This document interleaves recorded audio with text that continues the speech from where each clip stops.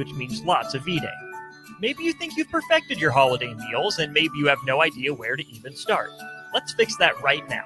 No holiday party is complete without Führer's cheese spread. It goes well with any type of cracker, pretzels, apples, chili, vegetable chips, and of course it's perfect to pair with wine or beer. Holiday meals aren't complete until Führer's cheese spread is on the table. Find your own container at your nearest local grocery store today. Things that impair you come in many different shapes and sizes. Some are the shape of beer and liquor bottles. Others look like cigarettes but aren't cigarettes at all. These are the things we know impair us, the things our parents warned us about. What we're not always aware of is our new prescription, or the over-the-counter medicine we picked up just for allergies or a bad cold. See, it doesn't just matter how much of a substance you take. If you are impaired, driving is deceptively dangerous. Don't drive impaired. Paid for by the NDOT Highway Safety Office. Midwest Bank is hosting our annual Thanksgiving food drive, partnering with local Lincoln schools to provide Thanksgiving dinners to families in need. We hope to provide meals for more than 120 families in our community this year. You can help by dropping off a donation at either Midwest Bank location, 7001 Pioneers Boulevard or 2655 Jamie Lane. Any donation is greatly appreciated. Your community, your bank, Midwest Bank, member FDIC.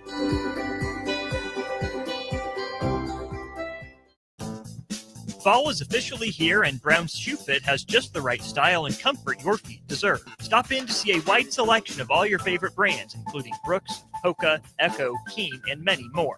At Brown's Shoe Fit, they take the time to measure your feet to ensure proper fit.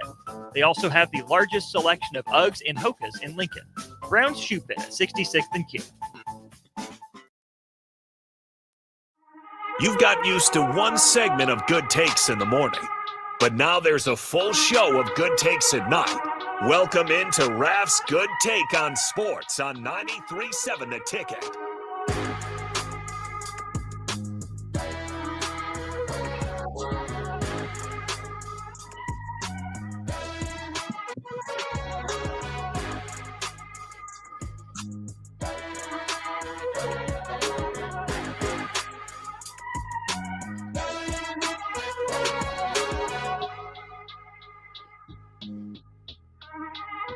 All right, welcome in to Raff's Good Take on Sports. Harrison Arns on the ones and twos.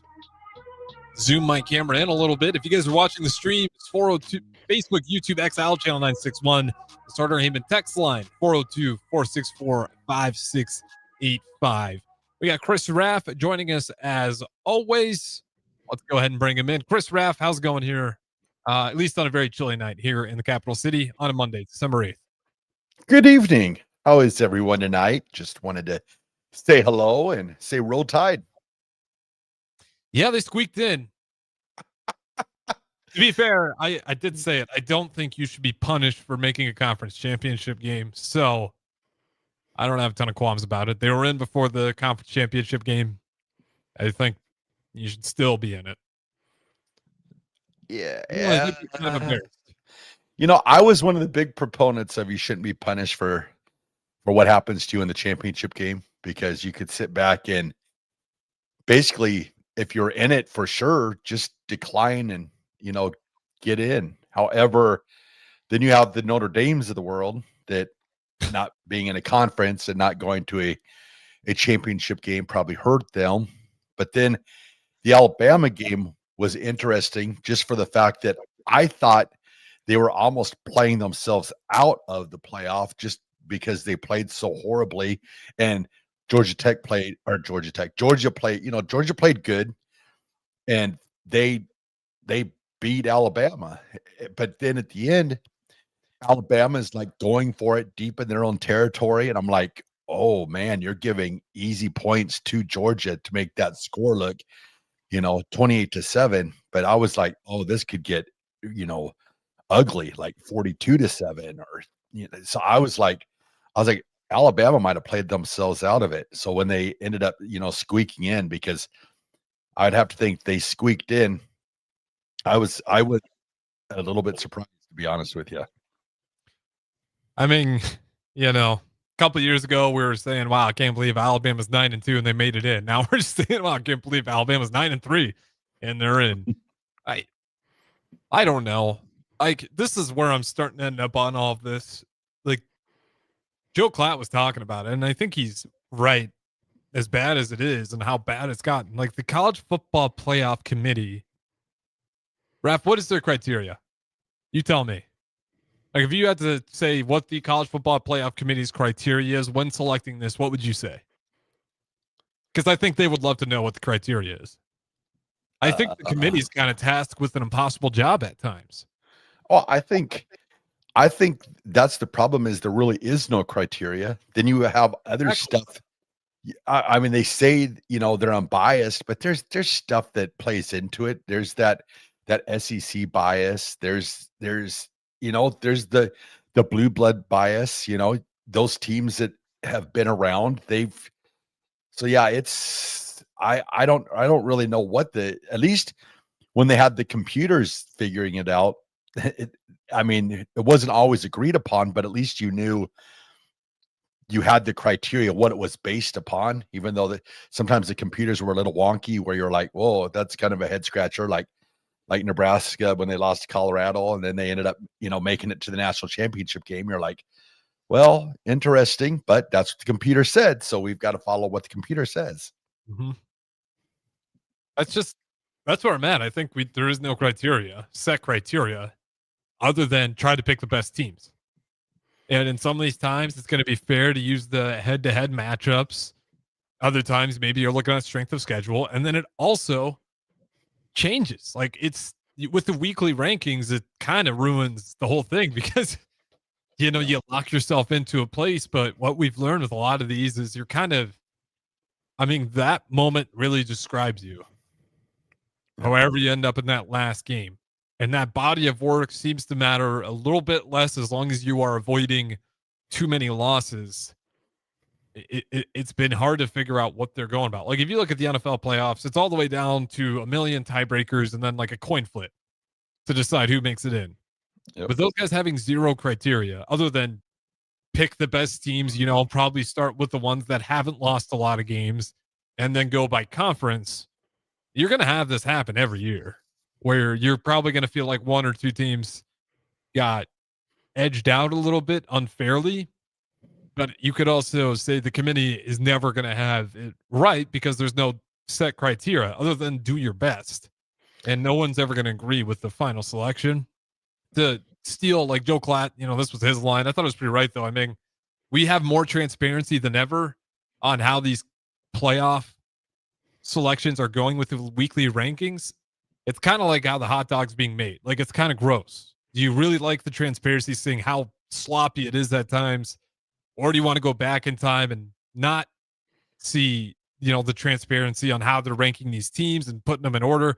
Like, if we didn't have any weekly rankings all year for the college football playoffs, and then we just got to Sunday and saw the teams, we'd have a whole lot of less conversations about it. But because you see that week to week ranking, you're kind of seeing how the hot dog's made, and you see some parts that get thrown in there where you're like, well, that doesn't make any sense. It's kind of gross to me. Otherwise, you got to make a real criteria. I think those are the two ways about it. You get rid of the weekly rankings, you just keep it hidden, and you don't make it as transparent as it used to be, or you really start ripping that thing apart and have some official criteria that decides who the you just got secretariat for everything. The conferences, how many teams, and then what's the criteria for the bids that are left over. That's my rant on it. It's not a good process quite yet. Okay, I think we solved the problem tonight. I think I know how to solve all of college football's problems when it comes to the playoff and rankings. Are you ready? Is the world ready for this? So, okay, here's what happens. Bowl games. The lesser known bowl games are kind of going the way of the Mockingbird. You have 7 teams decline invitations to play in bowl games this year. I know Kansas State, Iowa State, Notre Dame, Rutgers, of all people. But those are the ones that I know right now, top of my head.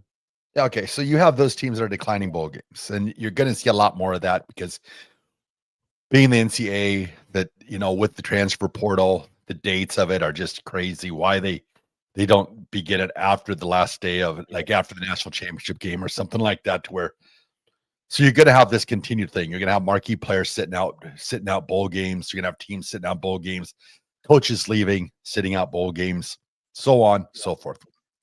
Okay. We just get rid of them. And we take the college football playoff and we make it either 24, 32 teams. Because I was looking at the final rankings right here. So you look at college football playoffs. How many teams does it go down to that were left out that probably could have been in the playoff? I have it down to about Vanderbilt at number 14. Let me look at the CFP playoff rankings. I think Vanderbilt 100%. Yes, they would be in there. And then they were at 14. Yep. So Utah could make a legitimate argument. And I believe they're playing a certain Nebraska team come New Year's Eve. So we'll see. Get to that. We'll see how that works. Who were BYU's losses? Oh, well, they got beat in the conference championship game by Texas Tech. Yeah, that's right. And then I forgot the other one. The other one, I feel like their quarterback was hurt or something.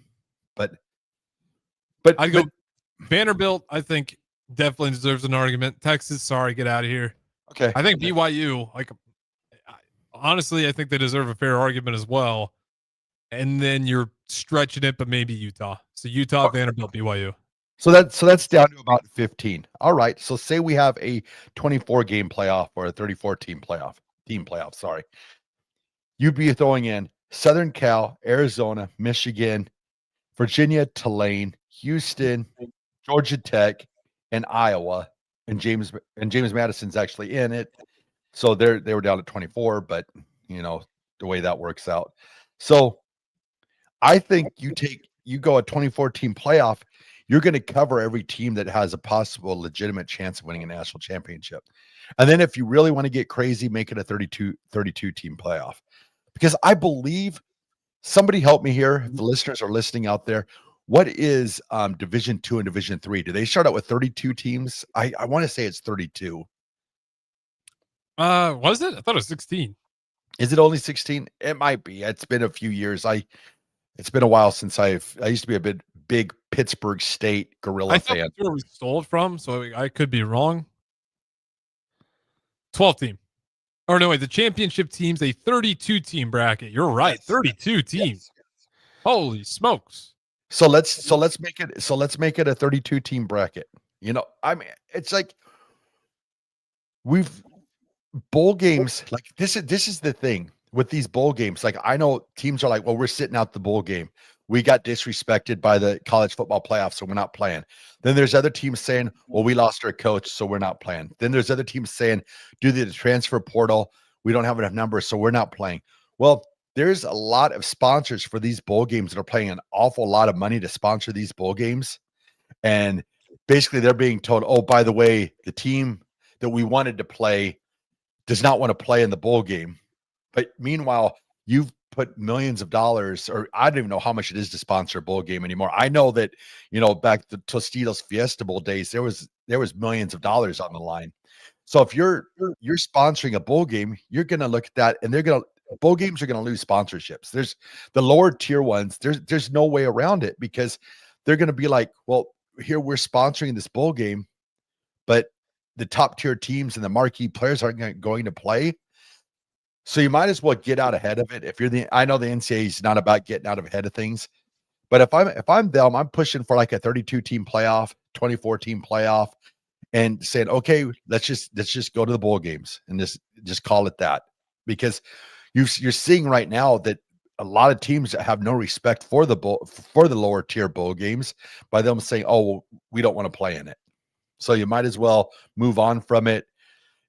It's good for the NCAA. They're going to make a heck of a lot more money, because you're probably going to have sellouts at all the playoff games. When right now you have, minimal attendance at some of these lower tier bowl games, because there's just nothing that for people to gravitate other than, like, I guess if you're Nebraska, they're playing in Las Vegas. But I go out on a limb here and say, do you think that game sells out come December 31st in Las Vegas? I mean, I would say probably not. Maybe 60,000, possibly 50. Or actually, Vegas probably holds probably only like 65,000. So I'm thinking probably like 50,000, maybe, unless there's just a lot of Nebraska fans that want to spend New Year's Eve in Vegas. Yeah, the location helps a lot. I think there'll be quite a bit of Husker fans. I don't think it'll sell out, no. But I think that's why Nebraska gets to go to this one because our fans will travel. Yeah, when you're looking at maybe some of the other options out there. Yeah, I don't know. Like the problem with me is I don't want to add a bunch of extra games for teams that really have no shot. Like I want to get the best teams in there. So I don't know. Like 32 to me is too much. Well, No, my thought for 32 is just to eliminate the controversy of a team being left out. I like the take the remaining teams, like take your group of whether you want it to be 4 or 6 or 8 and kind of stretch it almost like the NBA does. Make that a play-in. Like the teams that are not in a conference championship game that are like don't have to play anybody that are already in.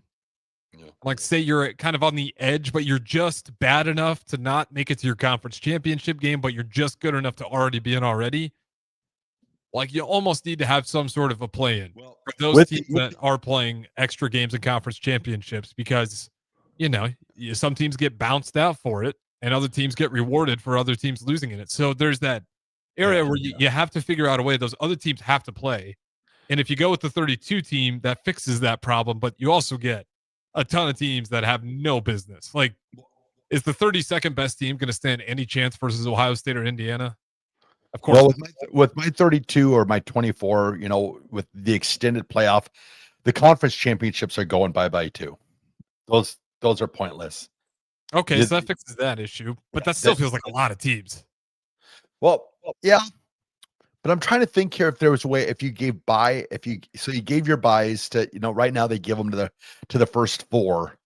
I'd have to go out and get my bracketology that'll paper out and see how we could do this to how we almost have like the what is it, the first 8 and the NCAA tournament. So maybe you have That's a what I'm lot thinking. Yeah. Your top teams get buys and then they play in but they're in the playoff. But it's just a fact that right now I just feel like conference games, you're going to have it sooner or later. If they continue to have conference games, you are going to see a team decline their conference championship game. It's going to happen.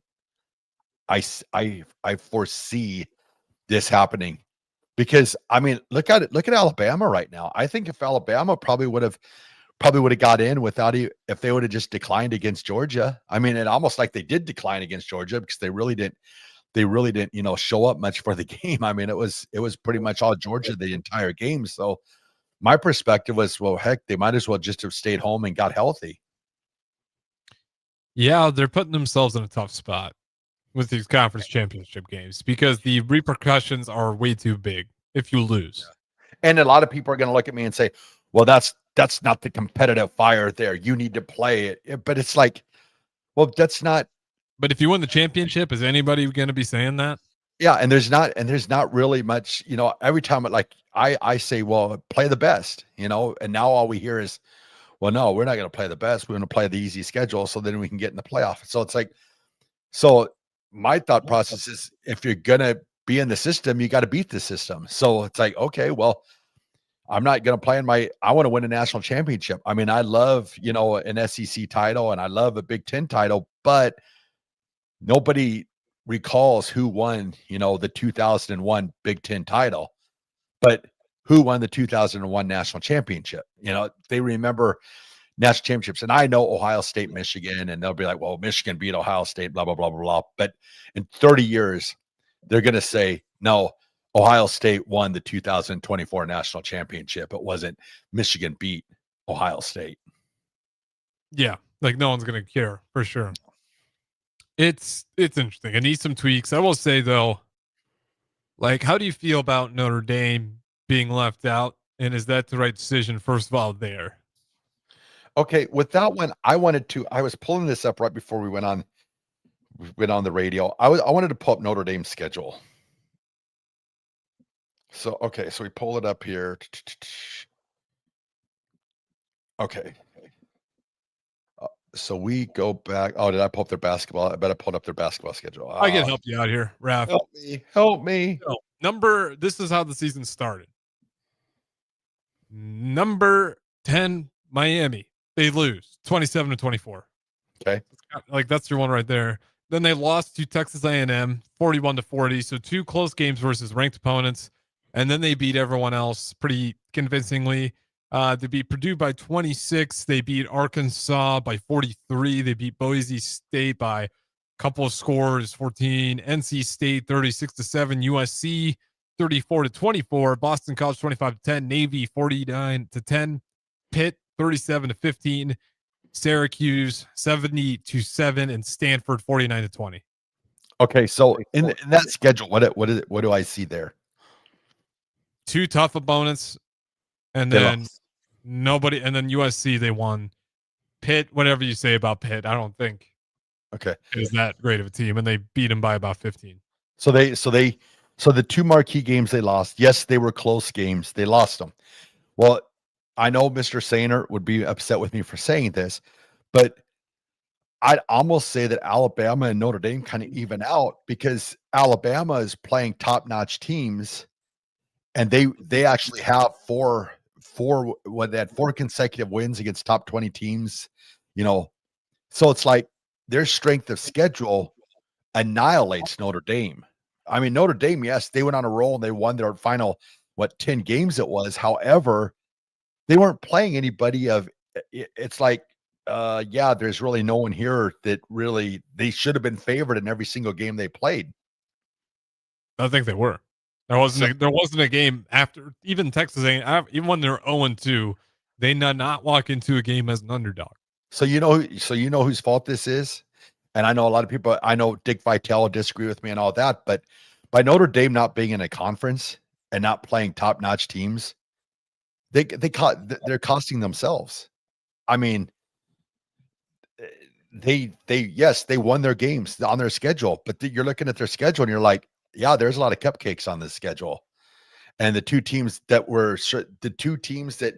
made their schedule, they lost. I mean, albeit they were close, but you've got to look at, wins against top 25 teams. Did they win? They did not. I don't think they had one victory against top 25 team.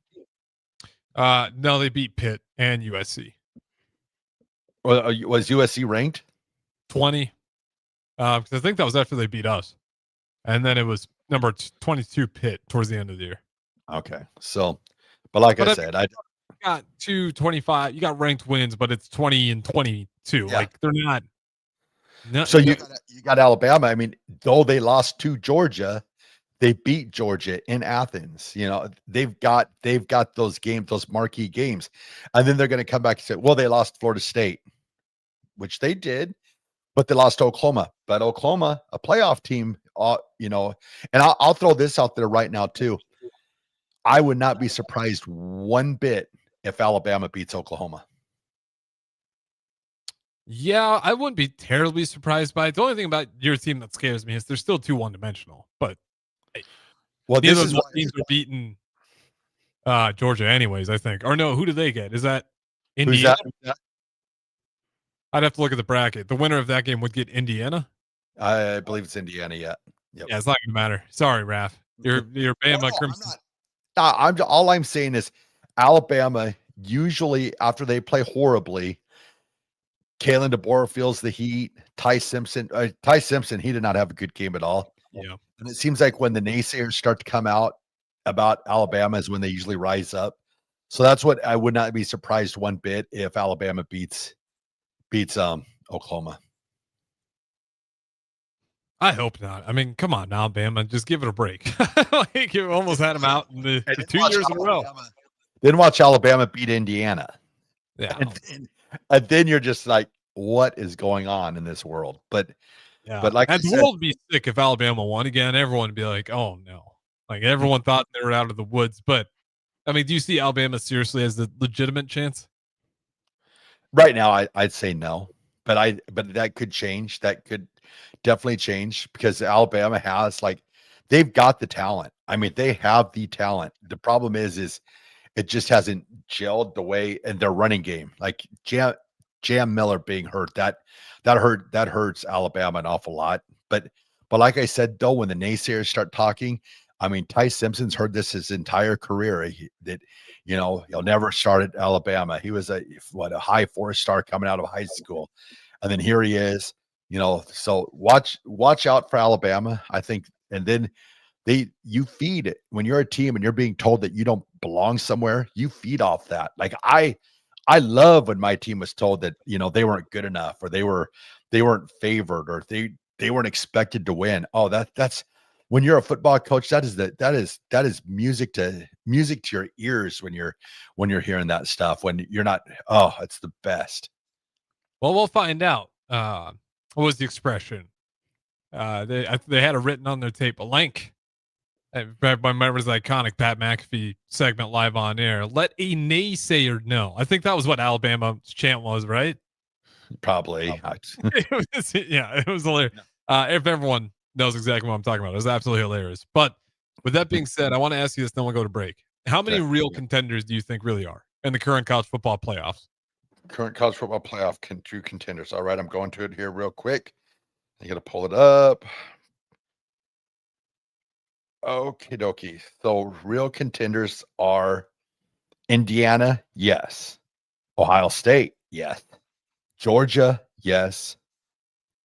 Texas Tech, yes. Oregon, yes. Mississippi, no. A&M, yes. Oklahoma, no. Alabama, no. Miami, no. So what I say about 7? 6 or 7. Yeah, okay. 6 or 7, I think, legitimate chances. And we want 32 team playoff bracket? Yes. That's why. So there was an argument for it. I want 32 or 24 or 32 is just to get rid of the bowl games altogether. That makes sense. I get what you're saying there. Because if you go back to the old days of bowl games, there wasn't every single bowl game known to man. It was, I mean, like there was, maybe 12. Somebody could help me here, but the exact number of bowl games, it was like New Year's Day was like the greatest day ever, and like the week leading up to it. But my thought process is, why don't we just do a 32 team playoff? If we have to, make them the bowl games.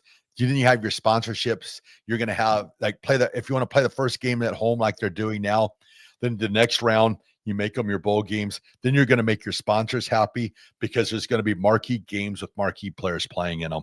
So I say 24, 32, let's go, and let's have a playoff, a real legitimate playoff. And there'll be plenty of money for the NCAA, so they'll be happy too. There will be a ton of money. I guess Exactly. You might have fixed it, Raff. That might be the only thing you can do. Yep. 24, 32 team playoff. We'll make the bowl games whenever they want to happen. Sponsors are happy. Fans are happy. Well, the fans probably won't be as happy because you're going to have to travel a little bit more. But hey, but if you eliminate your conference title game, so that's out, so you don't have to worry about that, you're good to go. Well, if we go all the way out to 32 teams, with the teams in that first round, the higher seeds just get to play at home, right? Yes, or they could be the bowl games later. Or they could be the first round of the bowl game. It depends how many bowl games you want to keep. That's what I'm saying. Because if you're going to have all these bowl games around, it's going to be tough to decide. Well, yeah, let's see here.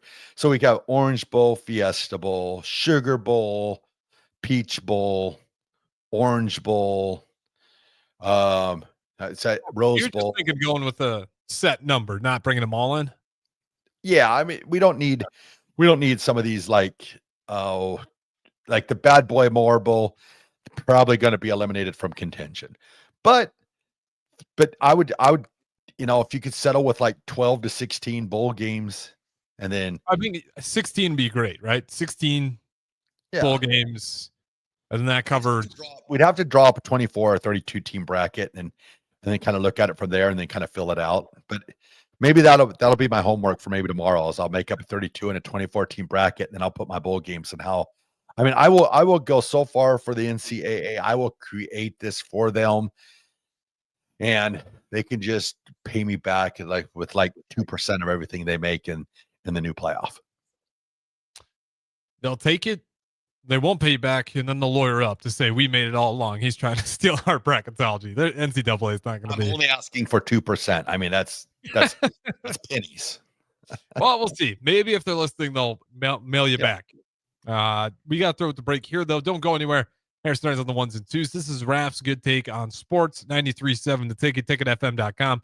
Talk to you in a bit. The savings continue all November long at Elway Power Sports of Lincoln. They're extending their red tag sale with machines priced at invoice plus $300. That's it. No freight, no setup, no extra fees. Plus 10% off snowplow kits, 10% off fly motocross gear, and 50% off all in-stock road tires. Elway Power Sports of Lincoln has you covered all under one roof with a large selection of side-by-sides, ATVs, motorcycles, and personal watercraft at their 27th and I-80 location. They can't wait to get you set up for the holiday season. This Black Friday, it is time to hit your goals before the new year even starts. At Farrell's Extreme Body Shaping, get 40% off our next 10-week challenge, plus 6 weeks for free to kickstart your fitness journey. Start training December 1st with kickboxing, strength training, and personalized nutrition. So when our official challenge begins January 10th, you're already ahead of the game. Spots are limited. Don't wait for January to make your resolution. Start strong now. Visit fxbeatlincoln.com or stop by one of our 2 locations at South 40th and Yankee Hill or North 70th and Vine. Farrell's Extreme Body Shaping. Stronger starts here. MWR is dedicated to building attractive, affordable steel buildings that exceed your expectations. From commercial to residential to agriculture storage, steel buildings are cost-effective, attractive, and versatile. Plus, they're a lasting investment and an ideal choice. MWR uses Sentinel Building Systems out of Albion and can service you all over the state and region. If you have interest in a steel building, post-frame building, or fencing, give MWR a call today at 402-980-5273 or go to mwrbuildingandfence.com. Hi, Charlie Stone here, and it's that time of the year again. Time for the annual Happy Honda Days at Honda of Lincoln. With me on the line, Andy Goodyear, to tell us all about it. The exciting news is we have more selection and more savings. We have over 400 new 2025 and 2026 Hondas to choose from, with a great opportunity to get year-end savings on every remaining new 2025. Do you have some Happy Honda Day specials? Sure do, Charlie. For example, you can lease a new 2025 Accord Sport Hybrid for just $349 a month, and we have financing from just 0% APR. We've also included over 125 pre-owned of all makes and models, and as always, our certified pre-owns are in this sale as well. Well, maybe it's time you experience the best. The Honda of Lincoln way of doing business, 27th and Yankee Hill Road, or online at hondaoflincoln.com. This holiday season, give the gift of good taste with a gift card from Valentino's.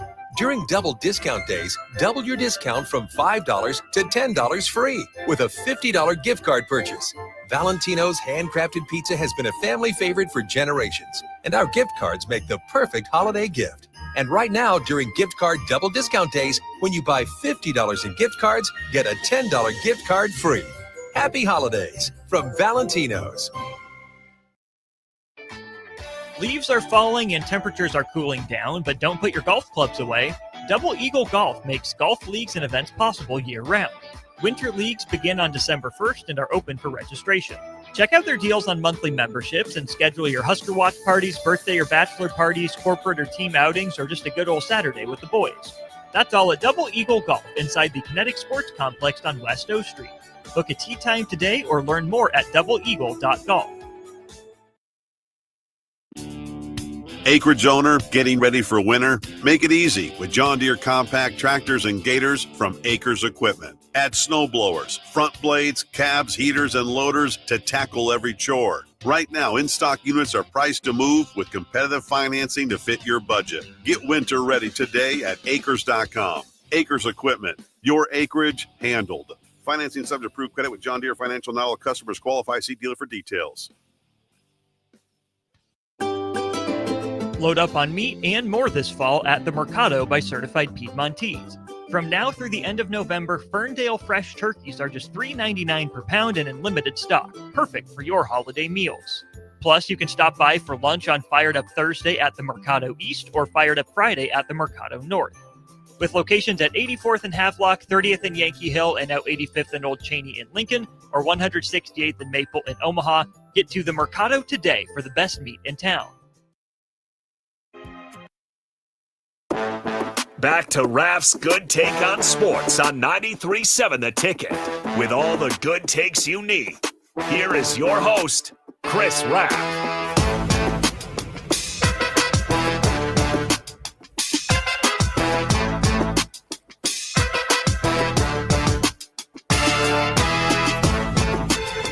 Welcome back in. Segment number 2, Raff's Good Take on Sports 93.7 The Ticket.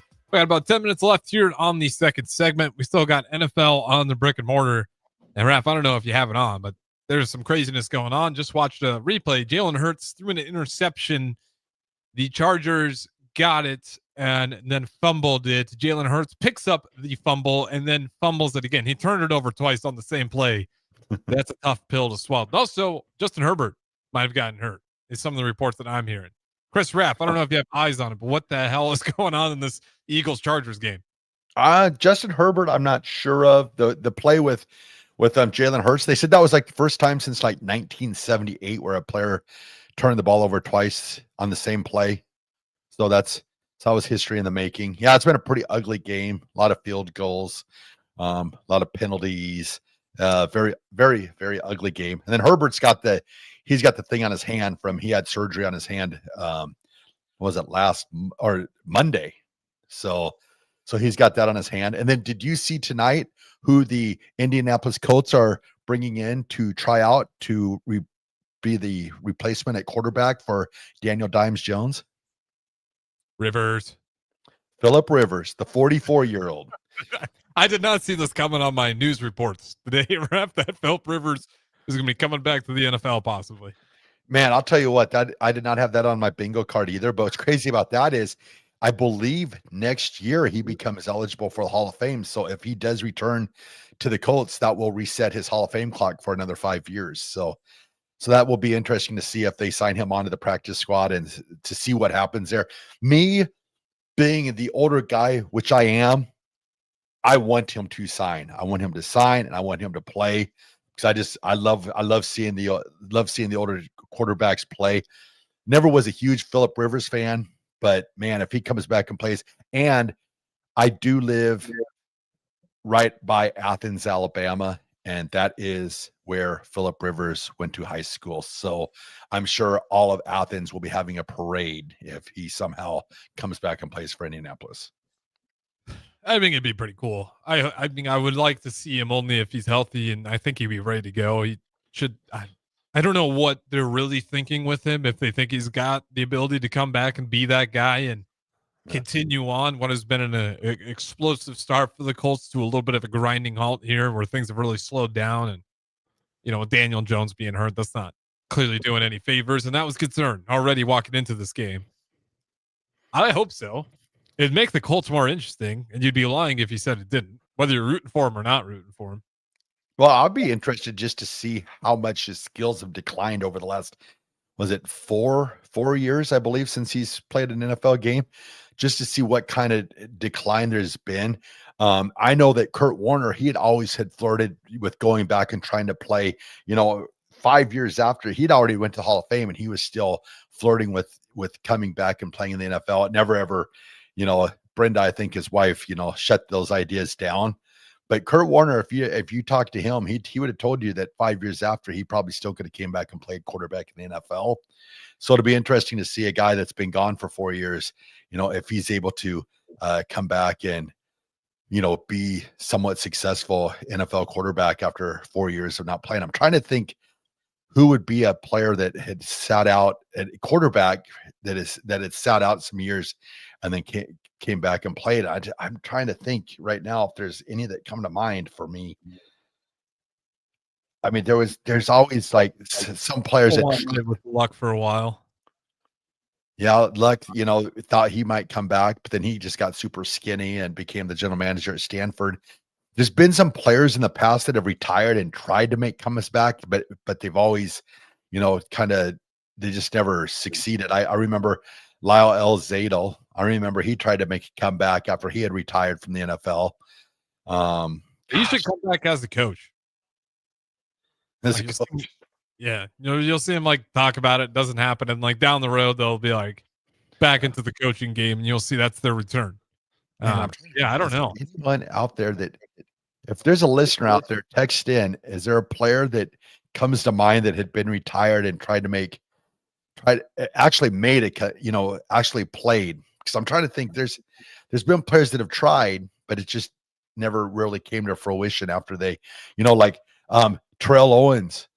I mean, he was trying up until he probably still is, thinking that he probably could come and be an end zone threat for somebody. Easiest one ever, Tom Brady. Well, he was only gone for a year. That don't count. He did it. He technically did the thing. You didn't specify. So Tom Brady. No. Gronowski? Gronk? No, that's just 1 year. I'm thinking like 3-4 years, something where it's times have sort of moved on, and then they're trying to make it nothing like that. Like I'm looking up a list. Like Brett Favre threatened it every week. Yeah, that doesn't count. Brandon Graham? I wouldn't know. Brandon Graham, was it tight end or receiver?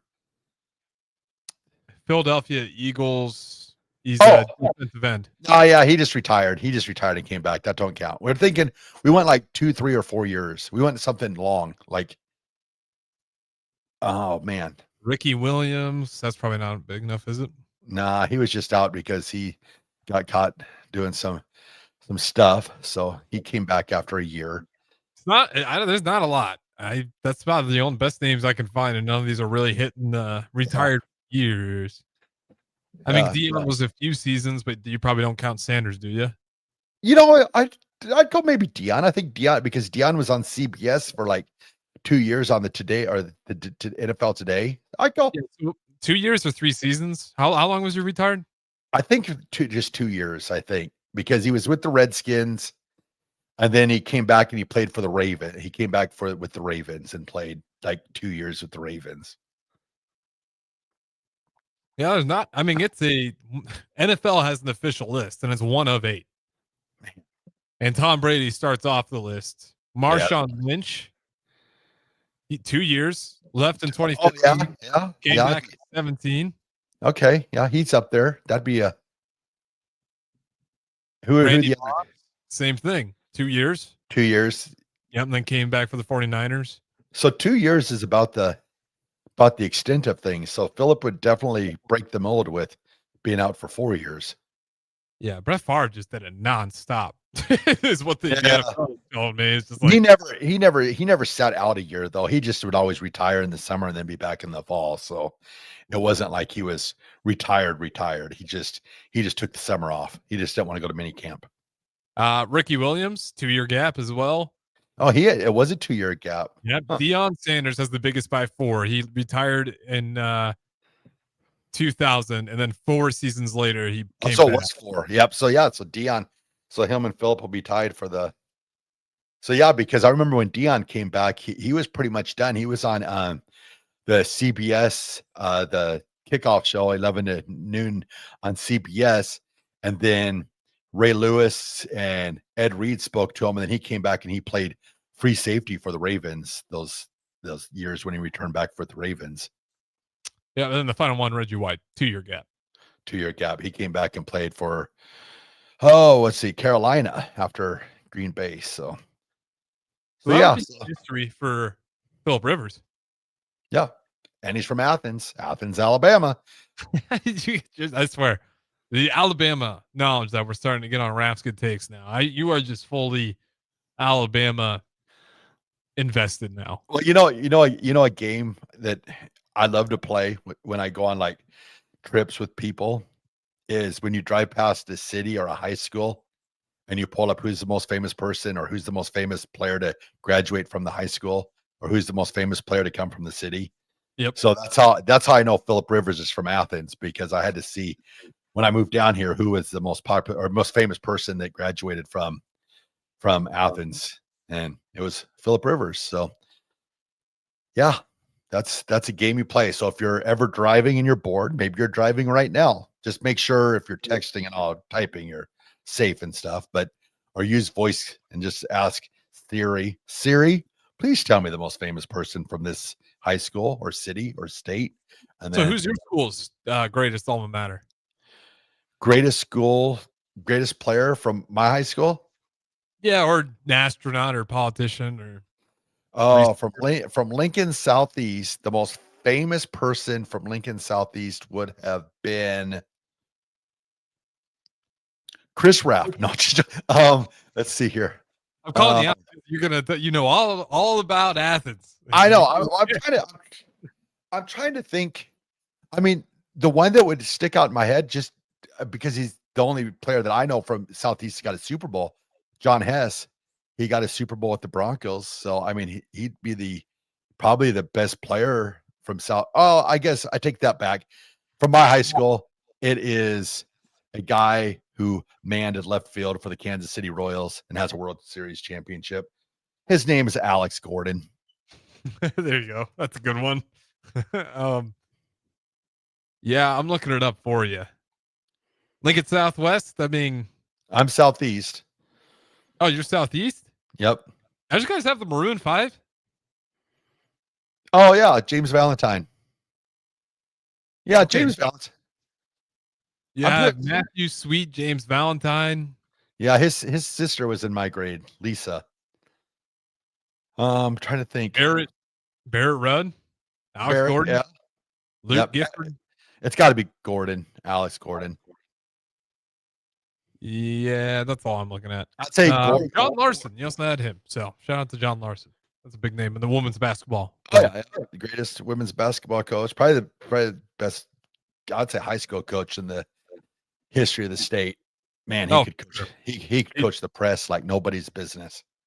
All right, Raff, we got to throw at the break here. All right. I know you got Raff's good take on the other side of things, but I do want to quickly, before we do, just your thoughts on a lot of the Husker football news that's been happening. Donovan Raiola, we might have to skip the break just to get through it. Honestly, we are streaming only. And there's too much.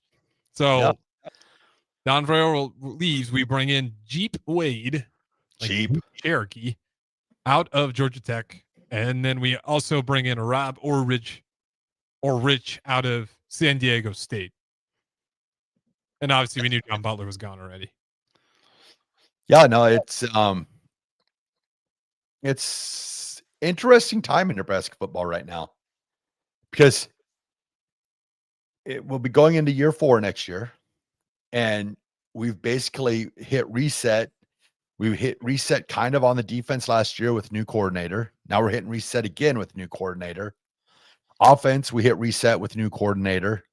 And now we're getting a new offensive line coach. So we're kind of sitting reset on the, so we're kind of hitting like the reset button. So there's been a lot of soft resets. So part of me, it's like, okay, we're making these changes that we feel we need to make to rise up to get to, I guess, the close to the better half of college football, I guess, is what we're doing. But then part of me is worried a little bit just for the fact that I'm assuming that you've got verification from Dana Holgerson that he is returning next year. And, what would be the ultimate crushing thing for Nebraska football is say after the bowl game, Dana Holgerson decides that he wants to go coach at another school or has a chance to become a head coach again, because now you hired a new offensive line coach and then you're going to be forced to hire a new offense coordinator that might not gel with, because my big thing with coaching staffs is gel. I want staff that gels together. So I'm so my thought process is Dana Holgerson was probably key in bringing in Jeep Wade because it's somebody that he felt that he can work well with. So that's, it scares me a little bit because I'm just like, I hope that nothing happens to where like Dana would decide, well, hey, I'm going to go elsewhere now. Well, then you throw things into flux a little bit with the way the team gels with the coaches. And then also we bring in, Rob Ulrich is how I've been saying it. I heard other people say it. Ulrich has been the one I'm hearing. Okay. So you bring him in. Well, my thought process to that is I would have to think that there's probably going to be some coaching changes on the defensive side of the ball, because are you hiring him by what the coaches you have here already, or are you hiring him and what he brings? Like if you hire, like we spoke about this last week, if you hire me to be the offense coordinator, well, I'm going to want to bring in my offensive line coach, because I know that offensive line coach gels with my play calling and what I do. I want to bring in my quarterbacks coach because I want my quarterbacks to know what I'm thinking. If I'm not coaching the quarterbacks, I want someone that's basically in my head that knows. So way I look at it is, I would think that there's probably a possibility to where you might see some defensive coaches, some changes, just for the fact that being that new coordinator, you kind of want, like, even we saw it with Dana Holgerson, how they brought in Shorts. He had some prior knowledge, of Dana's offense. So we'll see how things progress, especially after the bowl game. But I would think that there's still going to be some changes on the Nebraska football coaching staff before it's all said and done. Yeah, I think the thing you said that I agree with, and everyone probably agrees with at this point in time, is I don't really care, big name, small name. Like, do you guys know what you want it to look like? Like, do you agree on how you're going to build this thing? Because, I think everyone's kind of getting sick and tired of not really knowing what our identity is. And it feels Jeep Wade, what he did down there at Georgia Tech was a lot of design QB runs. Like, if that's where we're going, great. I have a hard time thinking that's where Dana Holgerson would want to go, but maybe that is what he can envision. So I don't know. Dana Holgerson and Jeep Wade don't exactly go hand in hand. See, that's what I mean. Like, you see that now, you're like, okay, so have they discussed? I mean, I'm sure they've discussed it. What direction they want to go with the offense, but then you're trying to find the links. You're trying to put things together. Like I'm good. Like, one of the things that I always thought, with Coach Rule, I thought when he first got here was he had a plan. Like, he was following that plan of where he's going. And right now, a little bit of doubt if there's I feel like there's a little bit of a scramble, because you're kind of, now you're starting to break off from that original plan, and you're going, okay, we're going to try plan B, or we're going to try plan C. And so it's like, and I'm just like, okay, well, if you're going to go with these plans, make sure your staff is gelled and you have the right people under these things, because say what you want, you fired the defense coordinator this year. So that tells me that you were unhappy with your defense. So was it just that defense coordinator's fault, or were the coaches underneath him? Was it their fault too? Because if you're hitting a reset with a new defense coordinator, you almost feel like you've almost got to hit a reset with your whole defensive staff. But that's a coach's thing. Like me, like if they came to me tomorrow and they said, "Hey, Chris, we want you to come and coach the offense for Nebraska," I'd be like, okay, well, I'm going to have to make a couple calls, because I got to call my offensive line coach down in Arizona. I've got to call, because I want them to come help me coach my offense, because I want to put the best product out there for Nebraska that I know that I can provide.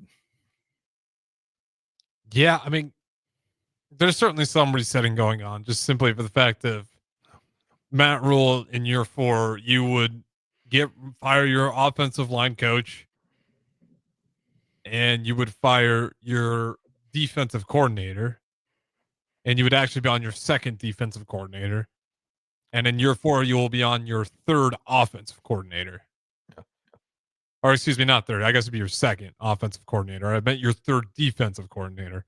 Like, clearly there hasn't been a whole lot of consistency. Now, some guys like Tony White up and left. Some guys like John Butler, you went and fired. Donovan Raiola was a guy that a lot of fans maybe said at the beginning, like, don't hold on to him. Like, it wasn't necessarily working with Frost, but they do so anyways. And now we're heading into year 4, and then you do end up firing him. I'm not sure who's all to blame there, but we've had multiple situations where we're firing or we're not satisfied with coaches. Ed Foley, he's still on staff, but he gets moved out of coordinator. Satterfield's still on staff, but he gets moved out of coordinator. Position coaches as well. McGuire gets a lot of criticism for that. Let go of him. You bring in Short. So we're moving a lot of guys around a lot already, and that's going to happen every season from time to time. But, maybe not so much the coordinators constantly. And I think that's where a lot of people are feeling a little uneasy. Well, another thing too, like with Nebraska, like a lot of these coaches, I mean, Nebraska is a great place because I've never seen so much retention of coaches' staffs once they're fired ever. I mean, usually when you fire a coordinator, the entire offensive staff is gone, or and maybe you keep one, maybe, but usually when you fire a coach, because you're wanting to change your not your term. Why am I forgetting the word? Not culture. You're wanting to change your philosophy. Methodology. Okay. Your offensive philosophy or your defense philosophy. So you're wanting basically to almost say, get the bad out and bring in something, bring it in the good. You're wanting to get so the retention of Nebraska coaches when coordinators have been fired have been incredible. Like I've never in my life ever seen an offense coordinator lose his job and keep him still on staff. I mean, that is the ultimate craziest thing I've ever seen in my life. I mean, how Satterfield did that's amazing, because I don't think there's a school in the country that's ever fired their offense coordinator and kept them on staff. I mean, well, I think that's why it's frustrating though, right? Like just being honest, for me, not everyone. You're sitting here in year 4 or year 3, and you're getting out coached by teams that don't even have their head coach out there because they're suspended, and you still have Satterfield on staff along with Dana Holgerson. You still have Ed Foley on staff along with Mike Eckler. And the defense, okay, maybe you don't have Tony White, but you have Phil Snow. Like, you guys kept a lot of coaching staff. How are we still getting out coached? And then you're kind of looking at some of these just some of these certain groups on the team, and you're really dumbfounded. How does a team like Nebraska, who's had a lot of these coaches who are paying a ton of money, who now accepted a little bit less money to coach a, maybe a less significant role, but still have some say, and we're still getting out coached? Like, we're paying a lot of people. Like, I'm not saying they all deserve a ton of blame or who to blame, but getting out coached the way we did in some of these games this season was pretty dumbfounding. Yeah, but but like I said, like when you're wanting to make changes, I mean, yes, I know it hurts to let coaches go. I mean, they're family, they have families. I get that. But when you make a choice to become a coach in college football, professional football, that's kind of the choice you're taking. You're getting paid really good. However, there's a chance you might lose your job. And it's just like when you're wanting to change things up and you're firing coaches, but then keeping coaches and then firing, and it kind of mucks things up a little bit for me. It's like, if you're trying to change your philosophy or you're trying to get a new view in, you almost have to, like, you just don't see it that often. Even when you see head coaches get fired, you very seldom see when the new coach comes in. Like, even look at Coach Rule when he came in. What he kept Donovan Rule. That was it. So it's just like now when it's happening with him and he's letting that coordinators go or coordinators are leaving, but then some are staying and some are, it's just, I don't know. It's just like, to me, if I'm a new defensive coordinator at Nebraska, I want the opportunity to hire the staff that I want. Yeah, same here. I think that's what any coach would kind of want there. I don't know what the deal is with the coaching. Maybe it'll work out, but man, it just looked like a gravy train. Not saying that any of those guys are guilty. I'm sure they worked hard and they tried really hard, but that's just a lot of money to that staff. So again, I think not the end all be all issue, but it's just one of the things that I think Husker fans were maybe disappointed by. Let's get on to some positives. What is your good take for the day, Raff? All right, everybody. Today's Raff's good take goes out to just a great person. Brian Keeling, he passed away last week. Brian, I met him, gosh, it's probably been like 6 or 7 years ago. This is wild. I met him downtown and we started talking. One of the purest, nicest people that you're ever going to meet. And he tells me he plays drums. And I'm like, oh, you do? That's cool. I'm thinking around town and stuff like that. He's like, well, I used to be the drummer for Pink, Shooter Jennings, Eric Sardinas, Fuel. And just he's naming off all these names of all these famous people. I'm like, you are kidding me. But like I said, Brian passed away last week. Just the greatest dude. Just took so much pride in his son. So Brian, thank you for always being such a great guy and telling some amazing stories. You are going to be remembered for a very, very, very, very, very long time. And you are Raff's Good Take. Well said, Chris Raff. I will just double down on that. Sounds like an incredible human being. So well said there. Appreciate everybody listening, though. Nonetheless, we do got to get out of here as we got the Mornay Pearsonell coming up next. That is Chris Raff. I am Harrison Arns. Don't go anywhere. We'll keep it rolling.